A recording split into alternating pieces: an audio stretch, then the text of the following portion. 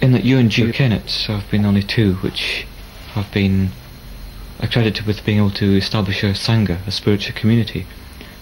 Is there some way in which we're actually communicating the Dharma correctly? I don't think it's a question of a way of communicating. I think it is simply that we take the Dharma seriously. We ask ourselves, well, what does this mean? What did the Buddha mean when he said such and such? How are we to practice it? How are we to put it actually into operation in our lives? We ask ourselves these sort of questions. I myself have asked myself these sort of questions from quite early on in my spiritual life. I was asking myself, these sort of questions when I wrote the survey. I didn't just say, well, the 5 of this and the 8 of that, and that's how it's come down to us. I asked myself, well, why did the Buddha put it in this particular way? What does this teaching mean? What relation does it have to our spiritual life?